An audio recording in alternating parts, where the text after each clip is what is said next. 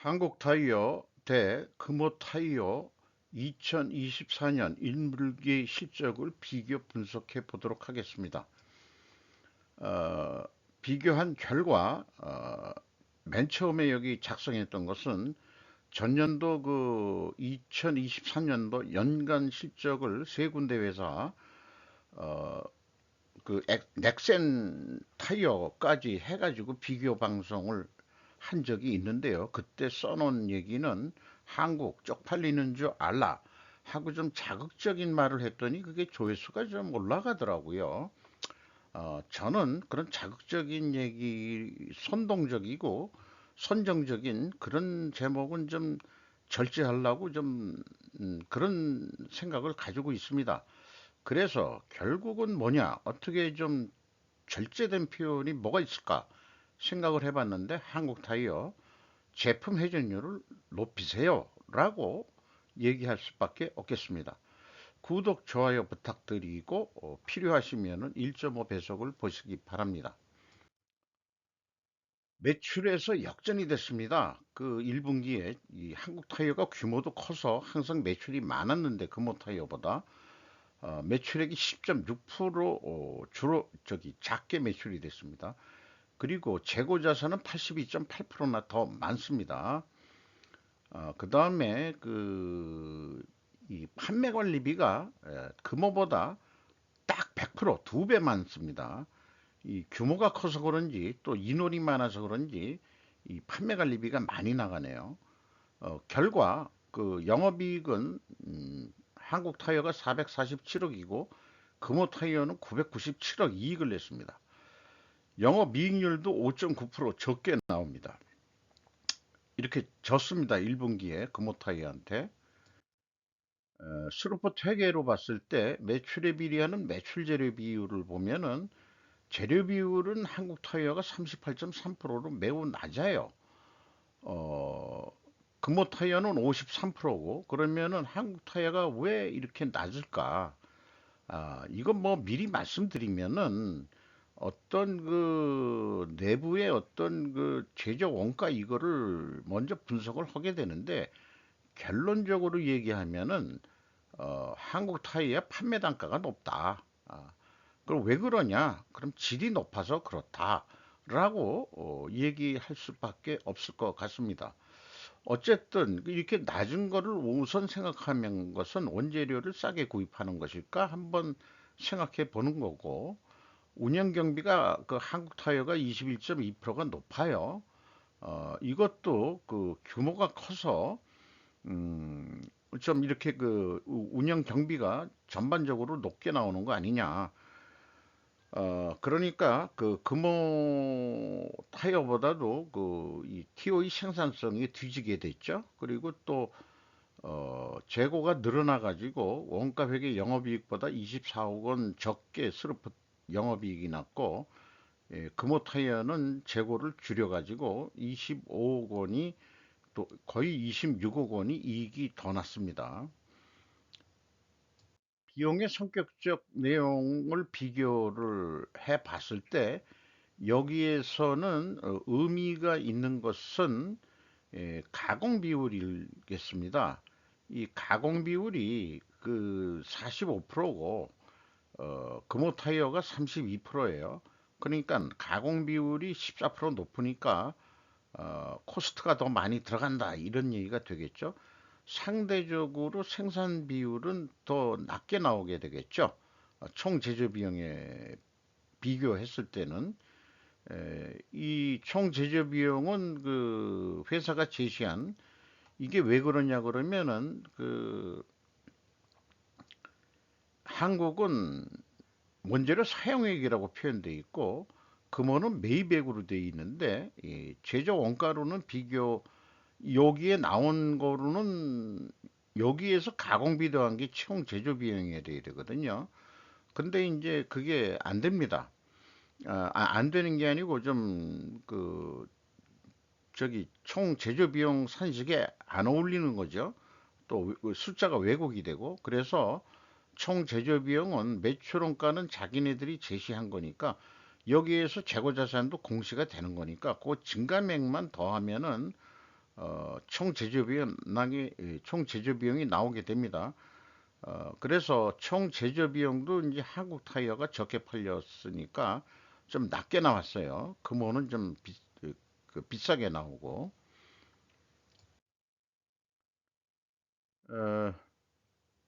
어, 요게 또 두 번을 제가 작성을 했는데요.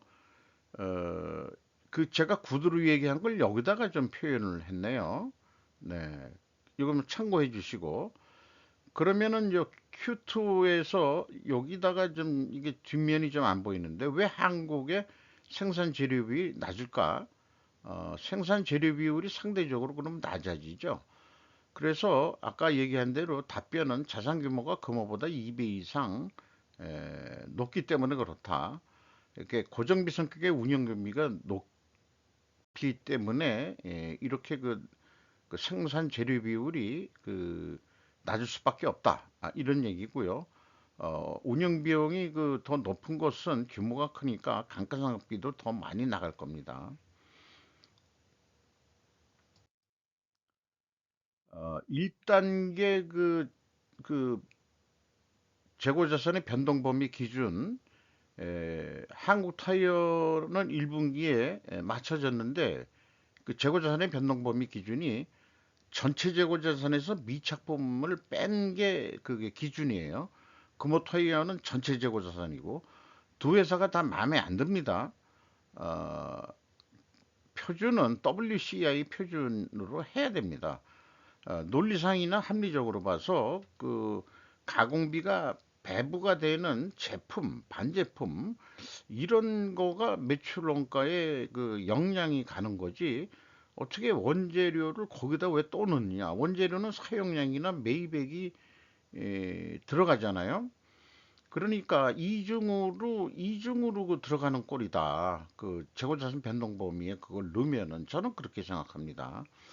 어쨌든 왜 이럴까? 제가 WCI 표준이 왜 그러냐 하면은 투명 회계가 하는 기업일수록 이 WCI 기준으로 다 표준으로 가고 있어요. 그렇기 때문에 이게 표준이 돼야 된다라고 얘기를 하는 거죠. 그다음에 PQ 총 제조 비용의 갭들은 재고자산 변동 범위 때문에 나오는 거예요. 그리고 3단계 한국은 현금흐름표 자산부채의 변동 주석을 비공시하고 있어 검증이 안 됩니다. 이것 때문에 결정적으로라도 투명회계 법정에 세웠죠. 제가 먼저 한국타이야 방송을 했는데 그 법정은 어디냐라고 얘기하면은 바로 시청자 여러분이 법정이 되시겠습니다. 한국타이한테 분식회계 했다고 판결이 나실 거로 저는 그렇게 생각이 됩니다. 어, 미리 말씀을 드리면은 시청자분의 한 분이 1분기에 제가 1단계의 차이가 너무 있다 이렇게 얘기를 했는데 음, 작년 전체 평가했을 때 제 손실이 298억 얼마가 있었어요. 300억. 그거는 다시 수정을 제가 한국타이어 방송에서 내용 설명에 의견 감사하다고 좀 말씀드리면서 좀 수정을 했습니다. 또 이 방송을 통해서 그렇게 댓글로 의견을 주신 거에 대해서 저도 작년에 그게 있었는데 여러 회사들하 보니까 다 기억을 못 하니까 제가 또 그게 1분기에도 그 표현이 돼 있었는데 밑에 기타 재고자산 내역에서 재손실액이 딴 때는 없었어요. 다른 거 하고 있었는데 그것까지 그냥 간과하고 그걸 보지 않고 그냥 넘어간 게 또 제가 간과한 게 사실입니다. 그래서 수정 의견은 얘기를 한 거를 이 자리를 빌어서 좀 보완 말씀을 좀 드리는 거로 하겠습니다. 운영 경비, 인건비가 더 많이 나가죠. 그리고 직원도 960명이나 많습니다. 자산 규모는 더 크지만은 인원은 그렇게 많이 있는 건 아니네요. 자산 규모는 뭐 거의 더블인데 평균 임금 뭐 한국 타이어가 더 많게 해줍니다. 한 1,000만 원으로 생각했는데 이 정도면은 한 2천만 원 정도 연봉 더 많이 받아갈 거로 예상이 됩니다. 임금 인상률이 똑같이 어떻게 23.1%로 똑같이 나왔어요. 음, 요렇게 되기 일부러 그러기도 쉽지가 않은데 뭔가 보너스들도 나가고 그런 것 같습니다. 노동 생산성 근무 타이어가 높습니다.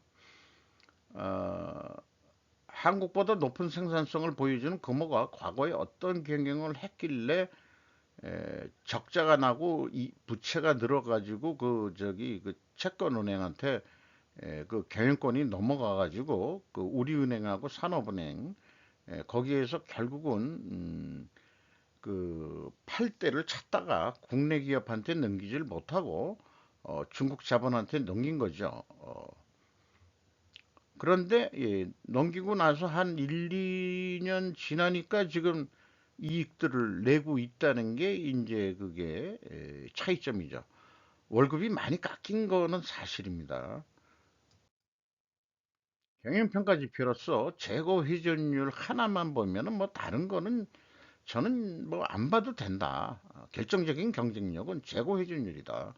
한국 타이어 2.8 회전이나 그러니까 재고가 많이 쌓여 있다는 얘기죠.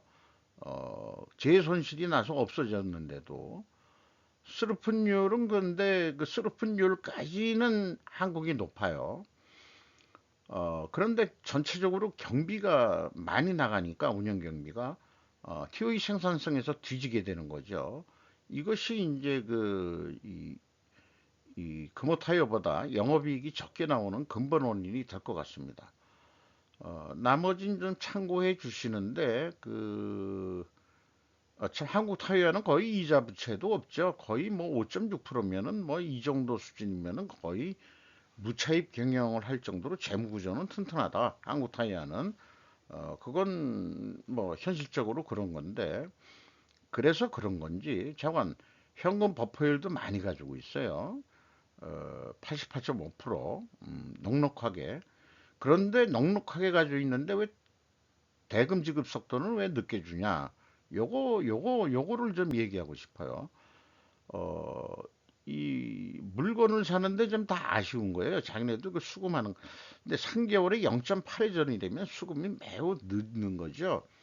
완성차 메이커가 그렇게 늦게 주는 모양이죠. 예를 들어서 현대차에 납품을 했다 그러면은 돈을 늦게 준다는 뜻인데 0.8회전이라 그러면은 그리고 매입 채무는 좀 그 자기네가 수금하는 것보다 더 빨리 주고 있죠.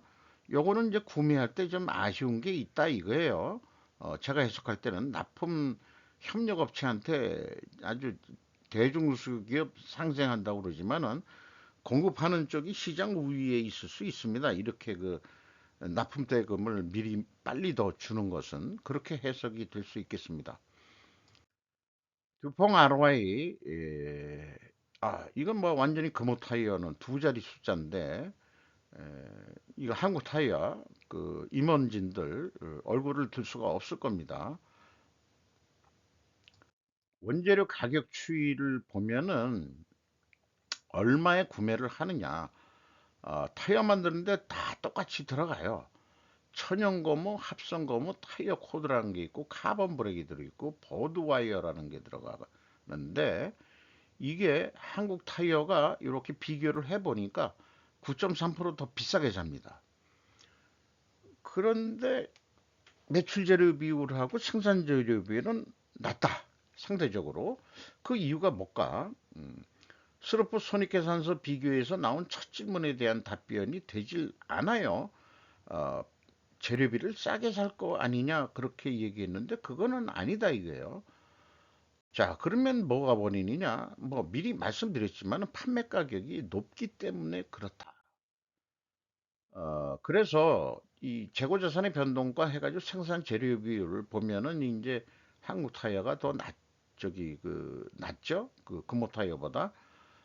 이렇게 되는데 결론은 어, 그, 이거가, 요건 참고적으로 생산 재료 비율이 그, 한국 타이어는 한 53.9%에서 54%였다면 1%좀 올라갔어요. 생산 재료 비율이.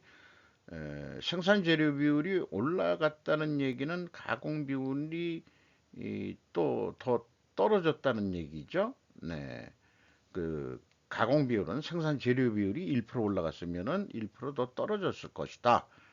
이렇게 되는데 결국은 그 왜 이렇게 낮으냐 그러면은 이 판매 가격에서 근본 원인이 나온다고 볼 수 있겠습니다. 한국 타이어 그 1분기에 전체 평균이 9만 원대로 판매가 됩니다. 그럼에도 불구하고 작년보다 3.9% 가격을 내렸어요.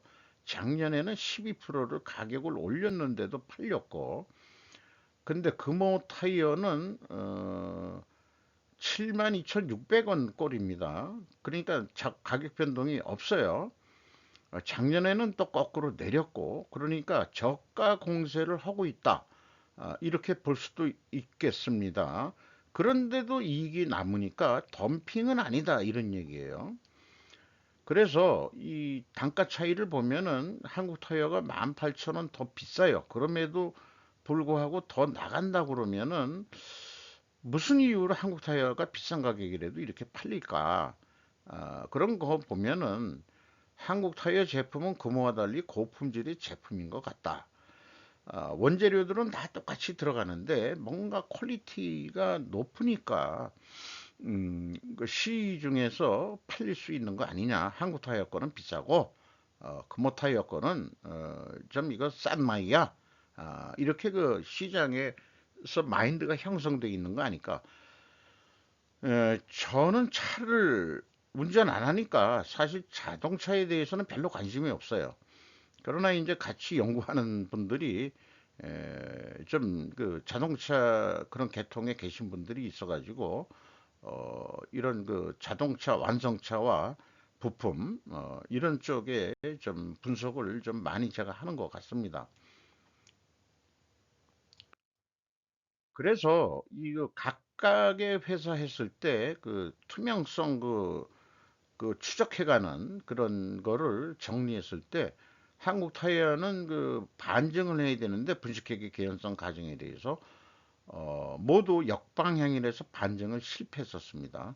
그리고 금호 타이어는 패스가 사실 됩니다. 투명성이 입증이 됩니다. 그리고 그 원재료 가격이 그 0.7% 내려갔는데 판매 가격 그 금호는 그 그러니까 원가가 3.1% 내려야 되기 때문에 3.9% 내렸어요. 그 1분기에. 그 다음에 그 금호 타이어는 안 내렸어요.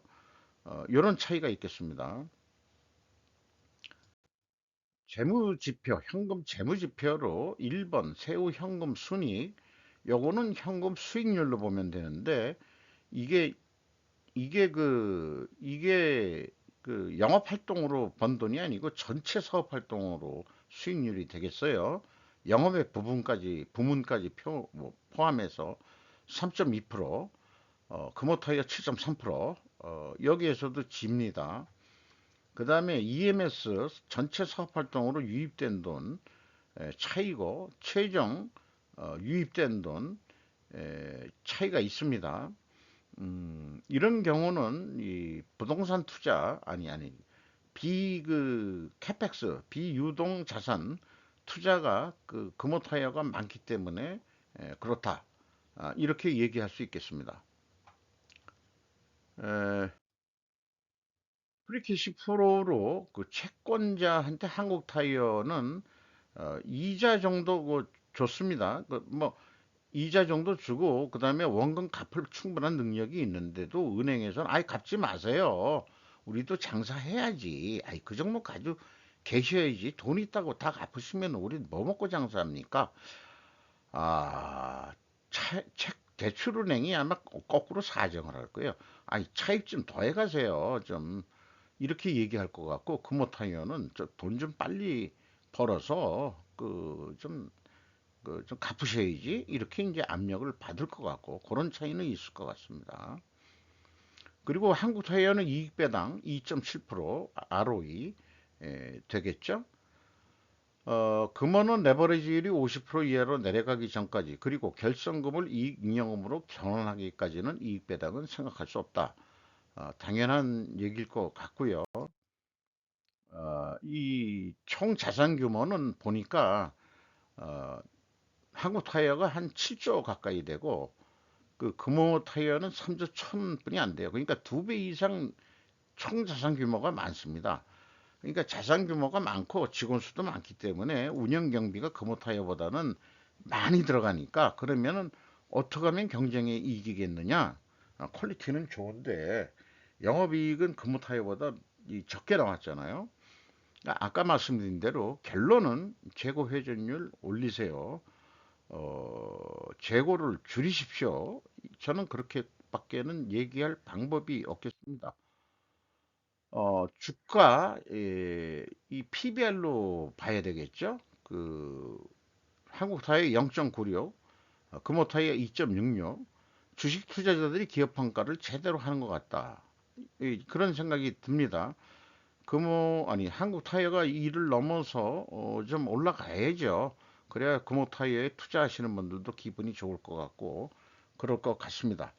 이상 마치도록 하겠습니다.